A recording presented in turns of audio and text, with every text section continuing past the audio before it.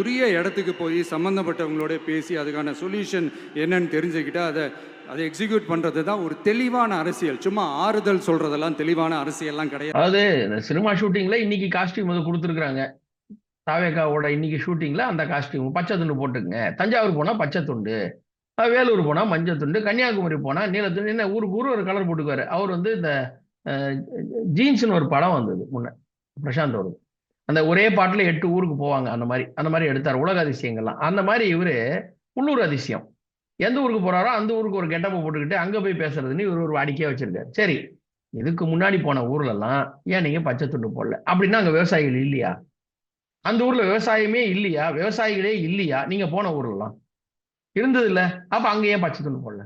அதாவது தஞ்சை மண் என்பது நமக்கு வந்து நெற்களஞ்சியம்னு சொல்லப்படக்கூடிய இடம். அதனால அங்க வந்தா போட்டுக்கோ. இப்ப என்ன பண்ணாரு? கோயம்புத்தூர் போனா கம்யூனிஸ்ட் அதிகம். அப்ப அங்கெல்லாம் போனா சேஃப்துன்னு போட்டுவாரா? சரி, இப்ப இவ்வளவு நேரம் இந்த ஊர்ல பேசுறாருல, இவ்வளவெல்லாம் இந்த தஞ்சை மண்ணில பேசுறாருல, ஒரே ஒரு வார்த்தை அவர் கீழ்வன்மணியை பற்றி குறிப்பிட்டு ஏதாவது ஒரு சம்பவம் சொல்லியிருப்பாரா? அதெல்லாம் இன்னும் மேபி இப்ப சொல்லியிருக்கலாம். இப்போ பேச்சு நடந்துகிட்டு இருக்கும்போது கீழ்வன்மணியை பத்தி பேச தைரியம் இருந்தால் அவர் சொல்லட்டும். சரி, விவசாயிகளுக்காக திமுக எதுவுமே செய்யலன்றார் இல்லையா? இவர் என்ன செஞ்சார்? பரந்தூர்ல இவர் பண்ண மிகப்பெரிய ஒரு போராட்டத்தும் போது போய் பார்த்துட்டு வந்தார் இல்லையா? அதுதான் இவர் பண்ணது. மக்கள் போராடிய போது இவர் போய் பார்த்துட்டு வந்தாரு ஒரே ஒரு நாள், அவ்வளவுதான். அதுக்கப்புறம் இவர் போகல. இன்னொன்னு, இவர் யாரை பார்த்து இந்த வெள்ளையும் பிரவுன் யூனிஃபார்ம் ஒண்ணு காப்பி அடிச்சாருல்ல, ஜெகன்மோகன் ரெட்டி பார்த்தா இவர் காப்பி அடிச்சாரு அந்த யூனிஃபார்ம். அவங்களுக்கு ஆளுங்களுக்கு, அவங்க வந்து ஆந்திரால இருக்கிறவங்களுக்கு அந்த ஸ்ரீ சிட்டின்னு ஒண்ணு வருது, அதனுடைய நெருக்கத்துல பரநூறு தான் இருக்குங்கனாலதான் திமுக அரசு அதை கொடுத்துச்சுன்னு ஏற்கனவே இருக்கு. அதை பத்தி சொல்லி ஏன் நீங்க ஆந்திராக்காரங்களுக்கு செய்றீங்கன்னு ஒண்ணு கேட்க சொல்லுங்க. இவர விவசாயிகளுக்கு இப்படி பண்றீங்களே, ஆந்திர தொழிலதிபர்கள் வந்து செல்வதற்காக பரநூறில் இடமான்னு ஒரு வார்த்தை கேட்க சொல்லுங்க. கேட்க மாட்டாரு. ஏன் கேட்க மாட்டாரு? சரி, கிளாம்பாக்கம் பக்கத்துல 200 ஏக்கர் யாருக்கோ சொந்தமா இருக்கு, அதனாலதான் கிளாம்பாக்கம் கொண்டு வந்தார்கள் அன்னைக்கு பேசுறது. பெருங்களத்தூர் அந்த பக்கத்துல வந்து முதல்ல பஸ் ஸ்டாண்ட் கட்டணும் அப்படின்ற திரு ஜெயலலிதா அவர்கள் ஆட்சி போது வந்த போது திரு ராமதாஸ் அவர்கள் மட்டும்தான் விவசாய நிலம் எல்லாம் அழியும், அதெல்லாம் பண்ணக்கூடாது, அங்க இவ்வளவு ஏக்கர் விவசாய நிலம் எல்லாம் பேசினாரு. இவர் போய் இன்னைக்கு புள்ளி விவரம் எல்லாம் சொல்லுவாரா? பேசியிருக்காரா? எதை பத்தியான்னு பேசியிருக்காரா? சரி, இன்னைக்கு போய் இது பேசிட்டாரு. சென்னையில இவர் இருக்கார். ஆசிரியர்கள் போராட்டம் நடந்துச்சு, தூய்மை பணியாளர் போராட்டம் நடந்துச்சு, எங்கேயாச்சும் போய் பார்த்தாரா? ஏன் பேச? அப்போ இன்னைக்கு இவர் இதெல்லாம் பேசுறாரு மேடையில. விவசாயிகளுக்கு எதிராக செஞ்சிருக்கிறாங்க, தண்ணீர் திட்டம் எல்லாம் பண்ணல, நம்ம வந்தா ஆட்சிக்கு வந்தா நம்ம வந்து செய்வோம், 5 வருஷத்துக்குள்ள முடிக்க பார்ப்போம், கண்டிப்பா அது மாதிரிலாம் நம்ம செய்வோம், நான் உங்களுக்கு இதெல்லாம் செய்வேன், நெல்லுக்கு குடவுன் இல்லைன்னா பேசுறாரு.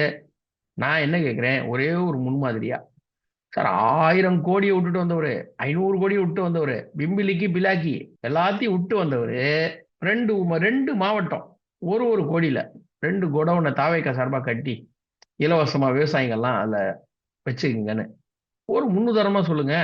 1000 கோடியை விட்டவருக்கு 2 கோடி சேர்ந்தா 1002 கோடி விட்டவர்னு ஒரு பட்டம் கொடுக்குறோமே, என்ன இருக்கு? 1000 ஒருவன் மாதிரி 1002 ஒருவன், அந்த மாதிரி இவருக்கு ஒரு பட்டம் கொடுத்துட்டு போலாம். ஆக மொத்தம் இவர் வந்து டைலாக் பேசுறதுல நல்ல பெரிய ஆள் சார். டைரக்டர்ஸ் ஹீரோன்னு இவரை சொல்லுவாங்க. அவங்க என்ன எழுதி கொடுக்குறாங்களோ அப்படியே பேசுவார்.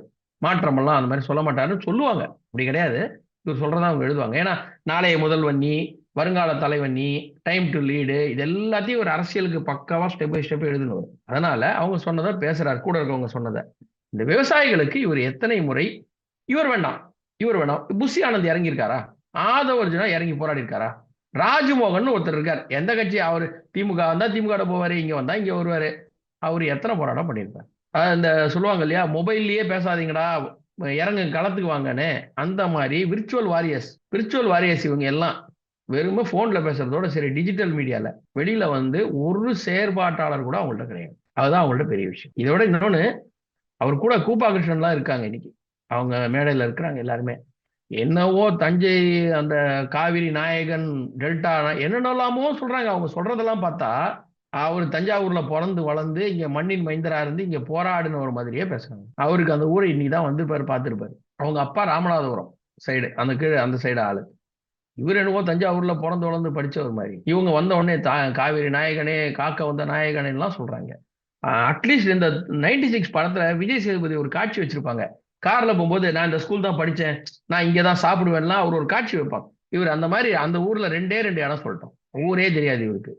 கூட்டிட்டு வந்து உட்கார வச்சுட்டு தஞ்சாவூரை காக்க வந்த நாயகன், விவசாயி நாயகன் எல்லாம் இவங்களா எடுத்து சீன் போட்டாங்க.